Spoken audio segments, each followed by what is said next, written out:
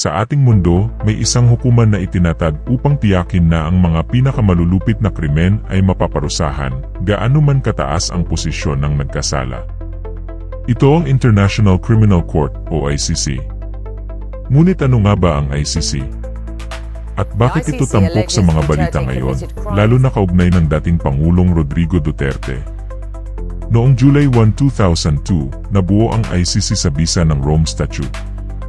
Layunin nitong tugisin ang mga pinakamalulupit na krimen sa mundo, mga krimen laban sa sangkatauhan, genocide, at mga krimeng pandigma. Hindi nito hinahatulan ang mga simpleng kaso, ang focus nito ay sa mga malalaking krimen na umaabot sa libu-libong biktima, kadalasang kinasasangkutan ng mga matataas na opisyal ng gobyerno. Taong 2011, lumagda ang Pilipinas sa Rome Statute, na nangangahulugang kinikilala natin ang ICC bilang isang pandaigdigang hukuman. Ngunit noong 2018, sa ilalim ng Administrasyong Duterte, nagpahayag ang Pilipinas ng pag-alis mula sa ICC na naging epektibo noong Marso 17, 2019.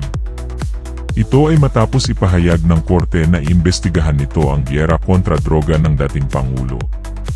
Ayon sa ACC, may jurisdiction pa rin sila sa mga krimeng nangyari habang miyembro pa ang Pilipinas, partikular mula November 1, 2011 hanggang March 16, 2019. Ibig sabihin, maaari pa rin nilang imbestigahan ang mga krimeng nangyari sa panahong ito. Noong March 12, 2025, inaresto si dating Pangulong Rodrigo Duterte sa Maynila at dinala sa Netherlands upang harapin ang mga kaso ng crimes against humanity kaugnay ng kanyang kampanya laban sa droga. Ang pag-aresto kay Duterte ay nagdulot ng iba't ibang reaksyon. Ang mga pamilya ng mga biktima at mga tagapagtanggol ng karapatang pantao ay nakakita ng pag-asa sa hakbang na ito, habang ang kanyang mga taga-suporta ay tinutulan ito. Sinasabing ang ICC ay walang jurisdiksyon dahil sa pag-alis ng Pilipinas mula sa kasunduan.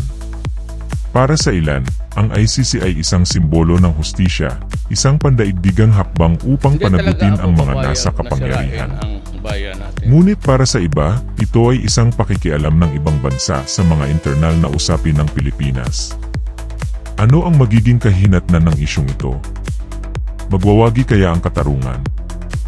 O mas mananaig ang politika? Ang kasagutan nasa kamay ng kasaysayan.